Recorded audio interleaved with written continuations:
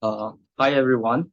My name's Zilinghan Li. I'm a research associate at Oregon National Lab, and I am also a student at CS department of University of Illinois, Urbana-Champaign. Great honor for me to present our work on providing privacy, preserving federal learning as a service. Actually, this work is a joint collaboration among students, researchers, and scientists at Oregon National Lab, UIUC, and the University of Chicago. And this is the overview of our team. So let's first talk about the motivation for providing federal learning as a service. As we all know, like if we train an AI or ML model using some small local data set, even though it may like perform very good on our training set, it may not generalize well in some unseen test data set, maybe due to some different data distribution.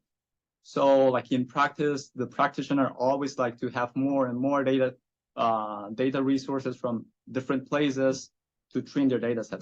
But this is somehow like very difficult in biomedical because due to some privacy and like sensitive information in biomedical data, it is usually hard or impossible to share those data to others. But we still want more data to get a more robust biomedical machine learning model. What should we do? So federated learning is a solution. And what is that? In federated learning, we get a central server and a lot of clients with their own heterogeneous computing resources, and they have their own local sensitive data on their own computing machine. And then each client train a local model using their computing machine, using their local model, and then they share the trained model to the central server.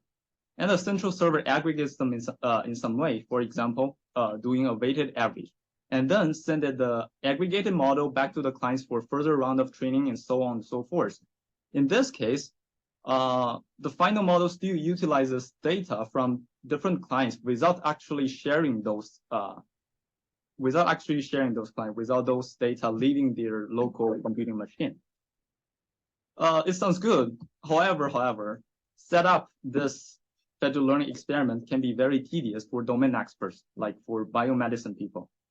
And this is why we want to make federated learning as a service to streamline and simplify the process to apply federated learning for some real-world applications. And we propose APPFLx, where APPFL is refers to Oregon Privacy Preserving Federated Learning, and X originally means FUNCX, and now it means everything. Yeah. So here's the overflow for APPFLx. Actually, it is a web platform, and the user first log in using their Globus account, using their institutional credentials.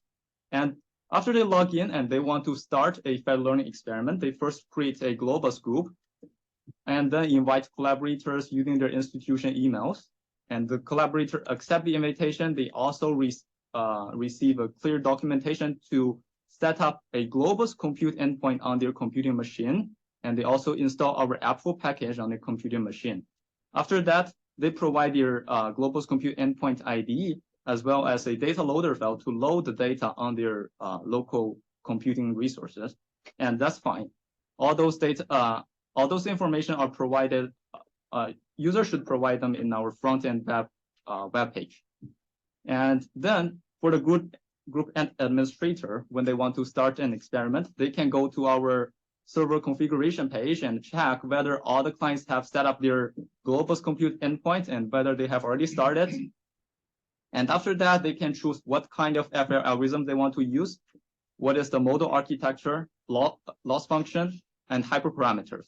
And after they choose all those hyperparameters and settings, they just need to click one button on our web page, and we will automatically help them to launch a federated learning server container. And this server container runs on AWS ECS.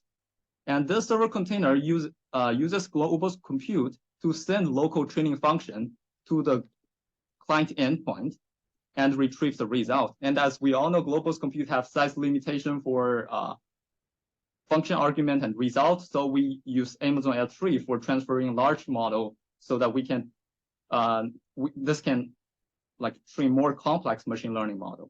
And all the training logs and results are stored in AWS storage so that the user can either like monitor the training process in real time through logs and TensorBoard visualization. And after the experiment finished, we generate a lot of comprehensive reports and training metrics for them, which are available on our webpage. So you see here in this workflow, user only need to provide minimum code, which is just a data loader file. No other code are needed. So this, I think, can extremely simplify the process for a domain expert to apply federated learning in practice. So this is a brief summary, is that actually we go one step further from a federated learning framework to providing it as a service. And this is a brief comparison between the framework and the service. So for framework, it's mainly targeted for researchers or developers to quickly developing, testing, and simulating federated learning algorithm. But for the service, it's mainly targeted for domain experts to really apply federated learning in some real-world applications. And it has authentication to build trust relationship among all the collaborators, so that there's no like someone like want to hack the model. And in terms of launching the server, we got web UI, which can help the user to easily launch federated learning experiment without running any code. But in terms of the framework, usually it requires some engineering expertise to start federated learning experiment. In terms of the experiment result, we automatically generate a lot of comprehensive logs, reports, and visualizations, and shared among all the clients through the web UI. In terms of the connection between the framework and the service, is that the service is built on top of our Argonne privacy-preserving federated learning framework, and all algorithms developed through our framework can be very easily adopted to our service. And in addition, our service also integrated with Hugging Face, GitHub for users to provide further convenience for users when using our service. So these are few capabilities for demonstration. Like when the user click this link, and when they log in using their Globus credential, they can see a dashboard which contains all the federation they have. And if they want to create a new experiment, they click this button, and we will have this page, which is called federation configuration. And they can see their clients, their endpoint status. They can choose what algorithm they want to use, set up hyperparameters, and launch the experiment. And we, after the experiment finishes, we generate experiment reports, such as the summary of the hyperparameters they use, the visualization of the validation accuracy for different clients if they provide validation data set to us, the visualization of clients' data distribution. So actually, this is pretty much everything I have, and here are some resources, such as this is the link where the service is available with the instructions, the GitHub for our framework, the communicator we developed based on Globus compute, and a paper, the paper for this work, which have more detail about the system design. And we also have developed an algorithm for time-efficient federated learning, which has preprint here. Thank you very much. This is a founding acknowledgement for this work. Thank you. Any questions? Okay, any questions?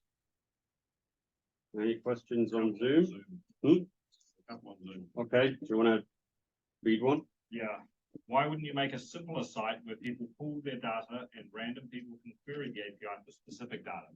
Yeah. So I think the question is, yeah, we have it here. Oh, you can see it? Yeah.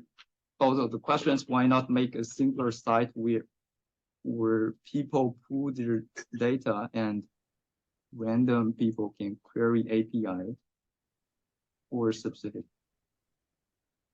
Oh, actually, yeah, so I'm not sure if that's I think one of the things we're trying to avoid is for data that is considered sensitive to we're trying to prevent people from reconstructing that data from model weights, and because by federal regulation you're supposed to not to share private information, so it might be against the law to just create a website where people can share their personalized data using APIs. if that makes sense. That was Ravi Maduri just speaking, right? Yes. Yeah. Thanks, Hi, Ben. Ravi. Yeah, so actually, the main purpose for Fed learning is to try our best to prevent privacy information leakage, like during the training process. Yeah, and the second question is, how do you assuage fears of proprietary data leaking out of the various sites in the Federation? I think the privacy preserving capabilities that we added to the framework are based on differential privacy algorithms, and they have a mathematical foundation that proves that they add Laplacian noise to the model weights. So they have some mathematical proofs to prove that you don't share any private information when you're using those techniques. You add a privacy budget to the training data while you're training. And depending on the data modality and the privacy budget, that prevent folks from reconstructing training data. And we have done some work to prove how this privacy budget essentially makes it harder to reconstruct training data. These are attack models. We kind of attack models and try to reconstruct the training data. Okay, cool. You okay? Do you have a? Yeah, That's okay.